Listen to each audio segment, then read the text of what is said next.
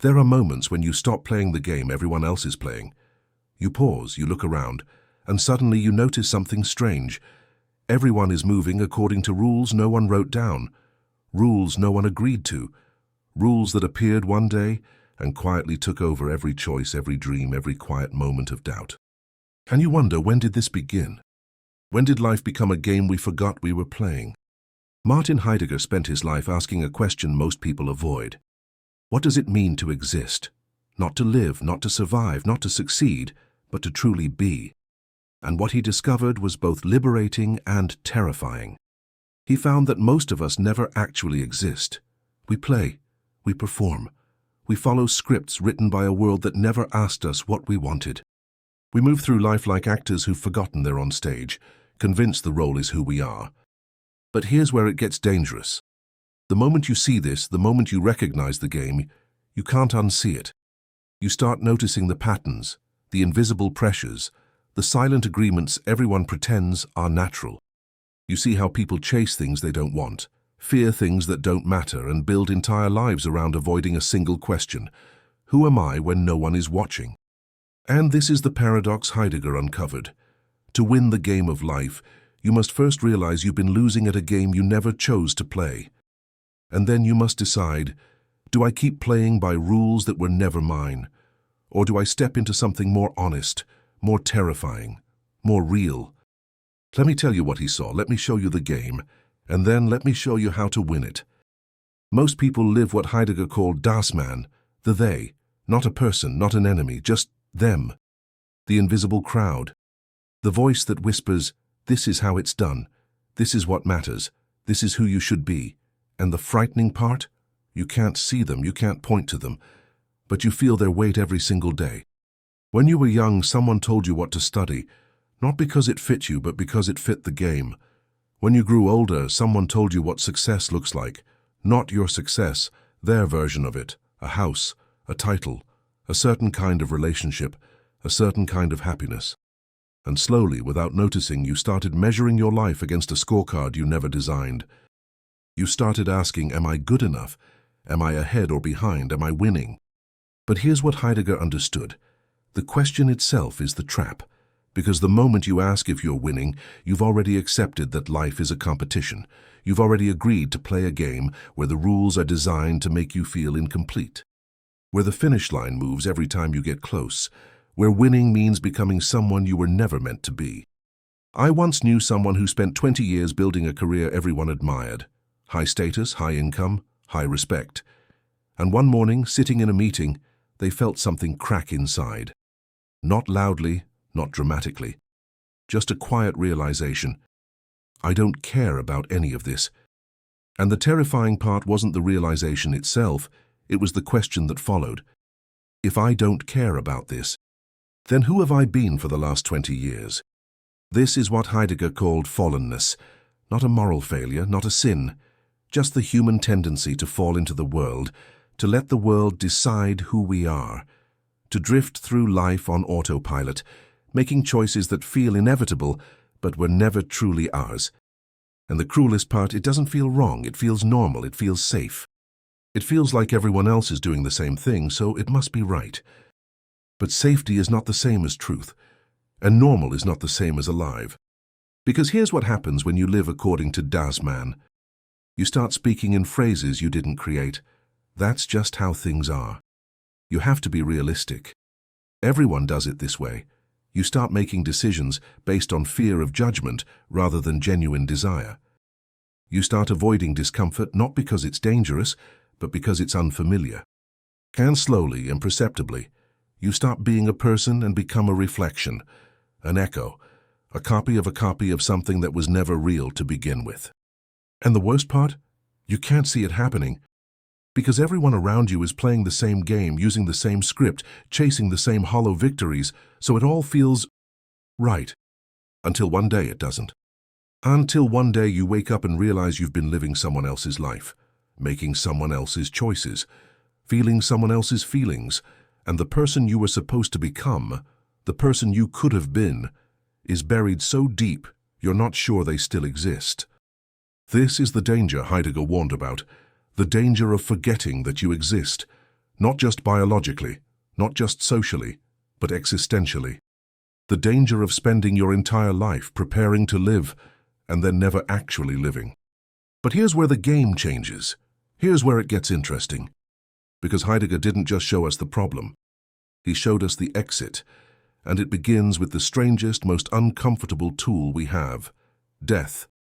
Not the death that happens at the end, not the death people mourn and fear, but the death you carry with you every single day. The awareness, if you're brave enough to hold it, that one day, this will end. Not someday, not eventually, one day. And when it does, all the rules, all the expectations, all the games you've been playing will dissolve like smoke. And what will remain? Only this: did I live as myself? Or did I live as what others needed me to be? Heidegger called this being toward death. And it's not morbid, it's not pessimistic. It's the most clarifying lens you'll ever find. Because death doesn't care about your job title. It doesn't care about your social status. It doesn't care if you followed the rules or impressed the right people. Death is radically honest. It strips away everything that isn't essential. And what's left is the only question that ever mattered. Did you exist authentically? I remember reading about someone who survived a near-death experience, and they said something haunting. When I thought I was dying, I didn't think about my career. I didn't think about my achievements. I thought about the conversations I never had, the risks I never took, the person I never let myself become. And that, in one moment of clarity, is the truth most people avoid their entire lives. We spend so much time playing the game, we forget the game ends. And when it does, the only thing that will matter is whether you were present for your own life. This is what Heidegger called authenticity. And it's not easy. It's not comfortable. Because to live authentically means to stop hiding behind the crowd, to stop blaming circumstances, to stop pretending you don't have a choice. It means taking full responsibility for the fact that you are creating your life, moment by moment, choice by choice, whether you admit it or not. And this is terrifying. Because if you accept that you're responsible, then you can no longer comfort yourself with excuses.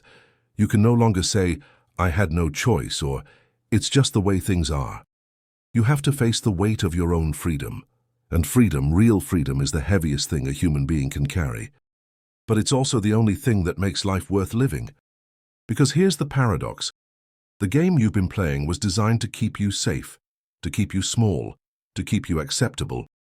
But the game Heidegger invites you to play, the game of authentic existence, has no safety net, no guarantees, no universal approval. It only has this: the possibility of being who you actually are. And most people never choose it. Most people spend their entire lives negotiating with themselves. I'll be myself. After I finish school. I'll take that risk, once I have more money. I'll say what I really think, when it's safer. And the years pass. And the conditions never align. And the person they could have been remains a ghost, haunting the edges of every conversation they don't quite have, every dream they don't quite pursue. There's a word Heidegger used that haunts me. Anxiety. Not the anxiety you feel before a presentation, not the anxiety of deadlines or social situations, but existential anxiety. The deep, wordless dread that arises when you glimpse the groundlessness of existence. When you realize there's no manual, no cosmic authority telling you what matters, no guarantee that any of this means anything. And most people run from this anxiety. They fill their lives with distractions, with noise, with endless tasks and obligations that keep them too busy to feel the void beneath their feet. They build elaborate structures of meaning, careers, relationships, identities, and pretend these structures are solid, permanent, real. But Heidegger saw anxiety differently. He saw it as a gift, a call. Because anxiety doesn't arise when everything is fine. It arises precisely when the game starts to crack, when the roles stop fitting, when the meaning you've been clinging to starts to feel hollow. And in that moment of disorientation, something remarkable happens. You catch a glimpse of your own freedom. You realize, I've been choosing this, all of it. Not consciously, not deliberately, but through 1,000 small surrenders I've been choosing to live this way. And if I've been choosing it, then I can choose differently. This is what Heidegger called the moment of vision. Not a mystical experience, not enlightenment, just a sudden, piercing clarity about what you've been doing and what you could do instead. And it's uncomfortable, it's disorienting, because it means taking responsibility not just for your future, but for your past. For every compromise you made, every time you said yes when you meant no, every moment you performed instead of existed. But here's what makes this moment transformative. Once you see your freedom, once you recognize that you've been creating your life through your choices, you can't pretend anymore. You can't blame circumstances. You can't say, "I had no choice," because you did. You always did, you just didn't want to admit it, didn't. And this is where most people turn back. This is where they retreat into the game. Because taking responsibility for your existence is terrifying. It means admitting that if your life doesn't feel right, it's because you haven't made it right. It means acknowledging that the person you've become is the person you've been choosing to become, one small decision at a time. But it also means something else, something liberating. It means you can change, not by waiting for different circumstances, not by hoping someone will save you, but by choosing differently. Right now, in this moment. I think about time a lot when I read Heidegger, about how we experience it. Most people live in what he called inauthentic time. They're either lost in the past, replaying old wounds, old victories, old versions of themselves, or they're lost in the future, always preparing, always planning, always waiting for someday. But authentic time is different. It's not about living in the present moment like some mindfulness cliché. It's about understanding that the past, present, and future are not separate. They're woven together in every choice you make. When you choose, you're choosing who you've been, who you are, and who you will become all at once. Think about it. When you make a decision, you're not just creating your future, you're also deciding what your past will mean. A choice to pursue your passion doesn't just shape what's coming. It redeems the years you spent preparing, doubting, hesitating. A choice to walk away from something that never served you transforms those years from wasted time into necessary lessons. This is what Heidegger meant by existence stretching along between birth and death. Your life is not a series of disconnected moments. It's a single movement, a continuous becoming, and every choice you make reverberates backward and forward, reshaping what everything meant and what everything will mean. But when you live inauthentically, you fragment time. You treat each moment as isolated. You make decisions to get through today without considering what kind of person you're becoming. You sacrifice your future self for momentary comfort. You betray your past self by abandoning what once mattered to you. And slowly your life stops feeling like a coherent story. It becomes a collection of reactions, compromises, and half-choices that never quite add up to anything whole. There's a particular kind of suffering that comes from this fragmentation. It's the feeling of being lost in your own life, of not recognizing the person you've become, of looking back and wondering how you got here, how all those small choices led to this place you never intended to reach. And the tragedy is, most people accept this as normal. They think fragmentation is just what life feels like. They think everyone feels this subtle disconnection from their own existence. They think the constant low-grade anxiety about whether they're living the right life is just part of being human. But it's not. It's a symptom. A sign that you've been living according to rules that were never yours. A signal that something in you knows you're not being honest about what you want, what you fear, what you've been avoiding. Let me tell you about a phenomenon Heidegger noticed. He called it idle talk. It's the way we speak without saying anything. The way we repeat phrases we've heard without thinking about what they mean. It is what it is. Everything happens for a reason. Just stay positive. These phrases circulate through conversations like currency, exchanged without anyone stopping to ask, is this true? Do I believe this? Or am I just repeating it because everyone else does? And idle talk isn't just about language, it's about living. It's the way we move through life on autopilot, doing things because that's what people do, going to events we don't enjoy, maintaining relationships that feel empty, pursuing goals that no longer resonate, all while telling ourselves stories that sound right but feel wrong. And the insidious part? Idle talk sounds reasonable. It sounds mature, practical, adult. It's the voice that says, be realistic when you want to take a risk. The voice that says you should be grateful when you're unhappy with something everyone else would envy. The voice that convinces you to suppress your deepest desires because they don't fit the script. But Heidegger understood that authenticity requires a different kind of speech. A speech that comes from your own experience, your own truth, your own reckoning with existence. Not borrowed phrases, not rehearsed responses, but words that emerge from genuine confrontation with your own life. And this is terrifying, because when you stop using borrowed language, when you stop hiding behind phrases that protect you from vulnerability, you have to face something uncomfortable. You have to articulate what you actually think, what you actually feel, what you actually want. And you might discover that your truth doesn't match what you've been saying. That the person you've been pretending to be is not the person you are. But every now and then someone stops. Someone looks at the game, at the rules, at the endless chase for things that don't matter, and they make a different choice. They step out of the crowd, not arrogantly, not recklessly, but honestly.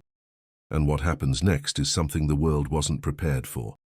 They start speaking without rehearsing. They start choosing without calculating. They start existing without permission. And the people around them feel it. Some are inspired, some are threatened, but no one can ignore it, because authenticity has a gravitational pull. It reminds people of what they've been avoiding. It shows them there was always another way. And this is how you win the game. Not by playing better, not by following the rules more carefully, but by realizing the game was always optional, by choosing to exist rather than perform, by accepting the burden of freedom and the loneliness of being yourself, by recognizing that the only victory that matters is the one no one else can measure, the quiet knowledge that you lived as you were, not as you were expected to be. Heidegger called this resoluteness, the courage to face your existence without distraction, without denial, without the comforting lies we tell ourselves to avoid the weight of being alive. And it doesn't mean having all the answers. It doesn't mean never doubting. It means staying present to the question, am I living or am I avoiding living? Because avoidance is the default. Avoidance is easy. Avoidance is what the world rewards. But avoidance is also the quiet death that happens long before the body stops. It's the slow disappearance of the person you could have been, the gradual surrender to a life that never felt like yours. And if you're reading this, if you're still here, then something in you knows this already. Something in you has always known.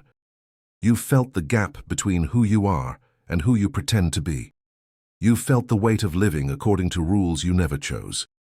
You've sensed in quiet moments that there's another way. And there is. But it begins with something uncomfortable. It begins with the willingness to stop, to pause the game, to look at your life not as it should be, but as it is, to ask without flinching, is this mine? Did I choose this? Or did I simply inherit it from a world that never asked what I wanted? And this moment, this pause, is where transformation begins. Not in grand gestures, not in dramatic changes, but in the simple, terrifying act of becoming honest with yourself. Because here's what Heidegger understood. The world will always try to pull you back. The crowd will always whisper that you're being unrealistic, selfish, naive. The game will always offer you comfort in exchange for compromise. And most people take the deal. Most people decide that fitting in is safer than standing out, that approval is better than authenticity, that a quiet life of small compromises is better than the radical discomfort of being yourself. But you're not most people. If you were, you wouldn't still be here. You wouldn't feel the pull towards something more real. You wouldn't sense that there's a life waiting for you that has nothing to do with the one you've been told to live. And winning this game doesn't mean achieving something the world can recognize. It doesn't mean fame or wealth or external validation. It means this: reaching the end of your life and knowing deeply that you didn't waste it, that you didn't spend it pretending, that you faced the terrifying freedom of existence and chose to exist anyway. Let me tell you how it feels when someone does this. When someone steps out of the game and into authentic being, they don't become louder, they don't become more certain, they become quieter, more grounded. They stop explaining themselves, they stop justifying their choices. They carry a kind of calm that can't be taught or faked, because they've faced the one thing most people avoid, the truth of their own existence. And people feel it, even if they can't name it, even if it makes them uncomfortable, because authenticity is disruptive. It reminds everyone else of what they're avoiding. It shows them that the game was always optional. But here's the beautiful part, the liberating part. Once you see the game, once you understand how it works, you can never fully believe in it again. You might still participate. You might still follow certain rules when they serve you, but you'll never again mistake the game for reality. You'll never again sacrifice yourself for something that was never real to begin with. And this is freedom. Not the absence of rules, not the rejection of all structure, but the awareness that you are the one deciding, that every moment is a choice, that even doing nothing is a choice, that your life is not happening to you, it is being created by you, whether you admit it or not. And when you accept this, when you truly accept this, everything changes, not externally, not immediately, but internally. You stop waiting for permission. You stop needing validation. You stop measuring yourself against a scorecard designed by people who never knew you. You start living from the inside out rather than the outside in. And yes, it's lonely sometimes. Yes, people will misunderstand you. Yes, the world will try to pull you back into the comfortable numbness of das Man. But the alternative is worse. The alternative is spending your entire life in a game you were never meant to play, chasing victories that were never meant for you. I think about the people I've met who truly live this way, who stopped pretending, who faced the existential weight of their own freedom and chose to carry it. And they're not perfect. They're not always happy. But they have something most people spend their whole lives searching for and never find. They have themselves. They wake up and know why they're waking up. They make choices that align with something deeper than fear or expectation. They exist in a way that feels coherent, whole, real. And when they speak, you hear a voice that hasn't been borrowed. When they move, you see a person, not a performance. And this is what Heidegger meant when he talked about winning the game of existence. It's not about dominating others. It's not about accumulating more. It's about this: being present to your own life, being honest about your own choices, being willing to exist without the constant reassurance that you're doing it right. Because there is no right. There are only choices, authentic choices or inauthentic ones. Choices made from fear or choices made from freedom. Choices that honor who you are or choices that betray you for the comfort of fitting in. And the game will never stop asking you to betray yourself. It will offer you comfort. It will offer you belonging. It will offer you the illusion of safety. And all it asks in return is that you give up the one thing you can never get back: the chance to be yourself. Most people take the deal. Most people decide that the cost of authenticity is too high, that the loneliness is too painful, that the uncertainty is too frightening. And they're not wrong. It is hard. It is lonely. It is uncertain. But the alternative is worse. The alternative is reaching the end and realizing you never began. So here's the choice. The only choice that ever mattered. Do you keep playing the game you inherited? Or do you step into the terrifying, beautiful, impossible project of becoming who you actually are? Do you keep living as they say you should? Or do you take responsibility for your own existence? Do you keep waiting for the right moment, the right conditions, the right permission? Or do you accept that the only moment you'll ever have is this one?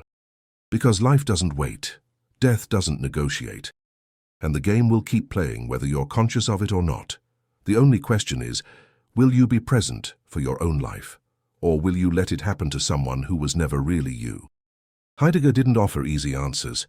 He didn't promise that authentic existence would make you happy or successful or loved. He only promised this: it would make you real.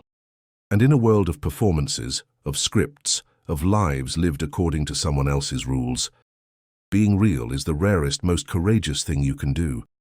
So if you're tired of playing a game you never chose, if you're exhausted from pretending to be someone you're not, if you sense there's another way, there is.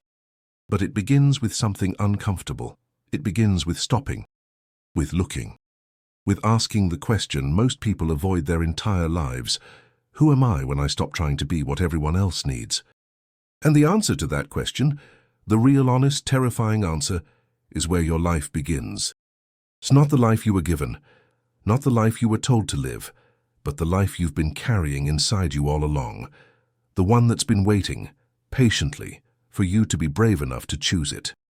That's how you win the game, not by playing better, but by becoming real. And once you're real, you realize the game was never the point. The point was always this: to exist fully, honestly, without apology, to stand in the middle of your own life and say, with everything you are, I am here. I chose this. This is mine. And in that moment, you realize something Heidegger knew all along. You were never playing to win someone else's game. You were always playing to discover your own. And the only way to discover it is to stop following the rules and start creating them. Not rules to control the world, but principles to guide your existence.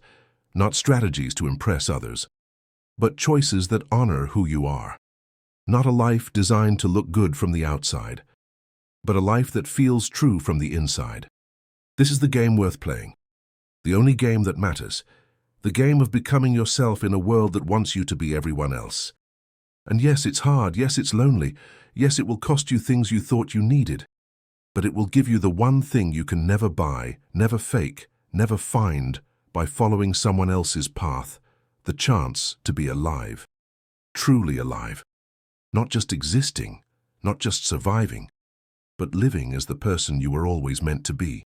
So here's the invitation, the one Heidegger extended to anyone willing to hear it.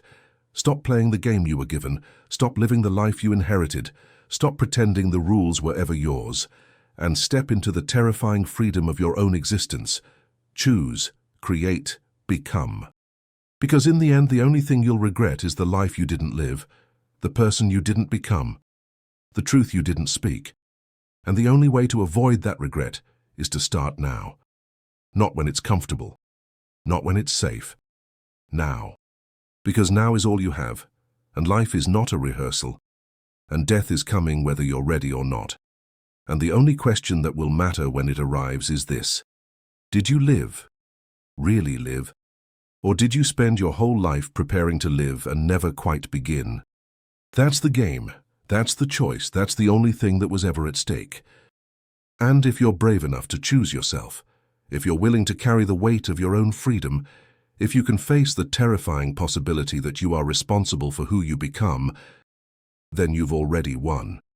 Not in the way the world measures winning, but in the way that matters, in the way Heidegger understood, in the way that makes everything else worth it. You exist, not as a role, not as a reflection, not as what they need you to be, but as yourself, fully, completely, unapologetically. And that in the end is the only victory worth claiming.